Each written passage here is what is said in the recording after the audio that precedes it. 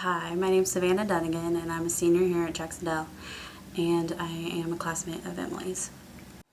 Hi, my name is Megan Hughes. Emily was one of my best friends. I played basketball with her, I played golf with her, and we were on the dance team together. Hi, my name is Hannah Kappas, and Emily was my closest friend. She was like a sister to me. She meant everything to me. I played sports with her before. I grew up with her, and she was just my favorite person. Hi, my name's Lauren, and I was a classmate of Emily's and also one of her best friends. Hi, I'm Chad Pindell. I'm a teacher here at Jacksonville, and I had the privilege of coaching Emily in basketball and also in golf. Hi, I'm Carrie McNew. I work at the high school, and I was Emily's art teacher for 6 years.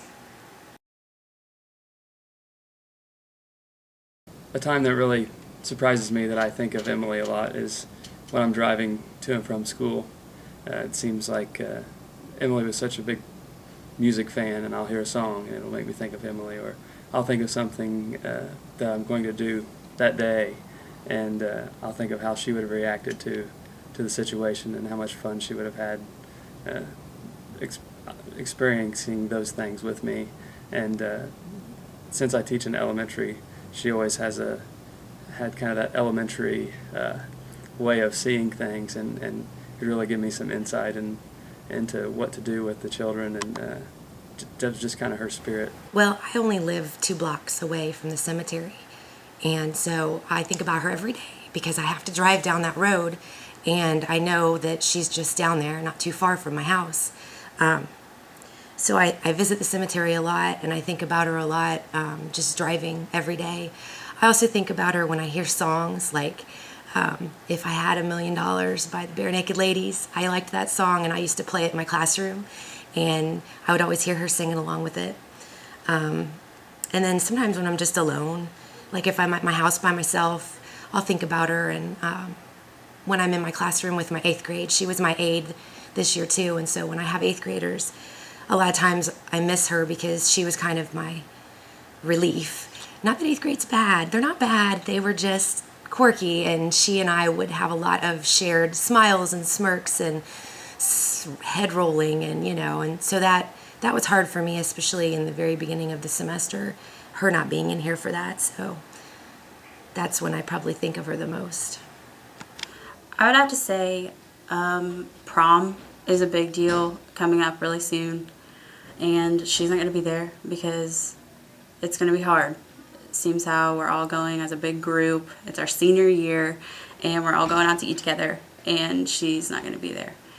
And I hate that she's not experiencing senior trip, senior spring break, the big thing, and all with her friends. It's just hard because that she's not here to share it with her friends. Well, next week is spring break, and Emily was supposed to go with us to Florida, and that's obviously changed. We were going to all go together. We were going to take her van down there, and we were so excited. We talked about it for the last few months, and we love the beach, and that's what we were going to do together. And she's not going to be there with us next week, and it's going to be hard because I know how much she would be enjoying it, and I want to enjoy it with her. And just that all changes. It just makes that whole fun of she'd be singing the whole way down there.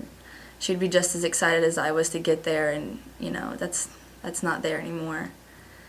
And prom, everybody going together, and Emily's not going to be there. And I went with her last year, and it's just hard not to think about her not experiencing that with you, because she was so fun. She was such a good dancer, and I know she would have loved it, and it's our senior prom. She's supposed to be here with us, and graduation and senior trip. Everybody's going to be with each other constantly. People are going to get loud or whatever, but Emily, I would have had so much fun with it. Wouldn't have mattered what we were doing. And graduation, that's going to be really hard, her not being there, because this was it. This was our last year, and she's always been there, and have to do this whole semester without her here. It's been so hard, and she doesn't get to experience a lot that we do, but we do it for her, and it's just hard to think about even beyond graduation, summer, college, growing up, everything. It's just, what do you do, you know? Nothing's the same without Emily here. When we came back to school, I thought that it was going to be okay, but every class you look over and that desk is empty, and you just remember that she's never going to be here with us anymore. And it's really hard because I used to see her every day, and I just don't know how to go on without her. I remember like things sometimes that we did, or like a funny song about her, and I just want to text her and like say something like or inside joke or anything like that, and I just know that I can't. And sometimes I start to write text to her, and I know that she's not going to reply. The worst feeling in the world was the game right after the accident. We were running on emotions and adrenaline because every time we dribbled down the floor, it was a reminder that she wasn't there with us anymore.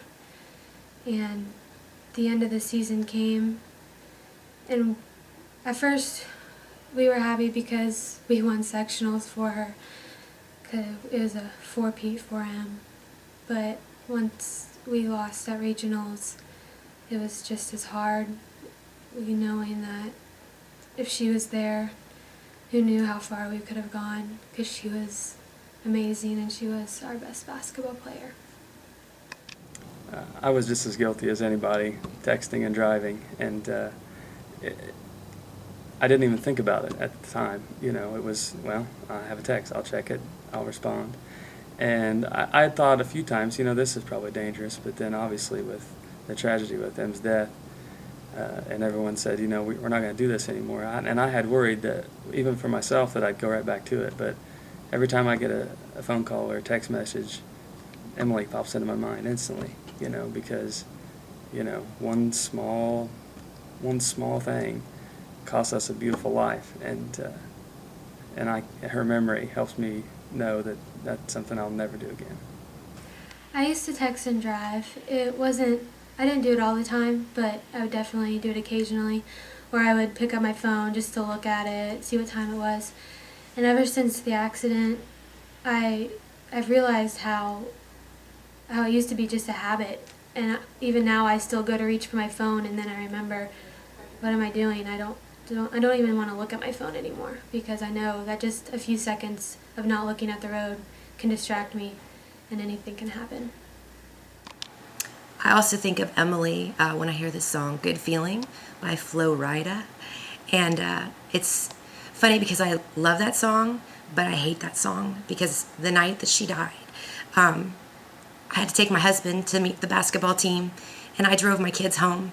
And I'm fairly certain it was on in the car, because after I hear it later on, after she had passed away, I would just almost get sick to my stomach. But I still like that song. It's a really cool, upbeat song. And there's a part in that song that says, love the life that we live in.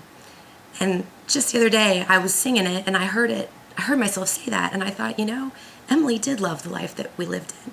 She loved everything. She loved her friends. She loved basketball. She loved her family. She was very passionate, and that's something that we can all take away from her, from this. She was such a passionate person, and you can't just take for granted days. You can't wish them away. You know, you gotta make the most of every day, even if it's hard and you don't feel like doing it. You still need to do that. I think Emily totally loved the life that she lived in, and that was just evident in her every day. And it's so evident in her friends too. You still see her friends, and they're still hurt and pain, and you can see that in them, but they've come so far, you know, and they're coming to terms. It's going to take a long time, but they're coming to terms with what has happened, and they want to live for her. And that's the coolest part, is that they are. I think they're going to be able to carry on her legacy and live for her. I miss my Emily. I miss my buddy. I miss this girl more than anything. This is one of our last days together at school, and I just miss having her here with me. I miss my best friend and teammate. I miss my artist.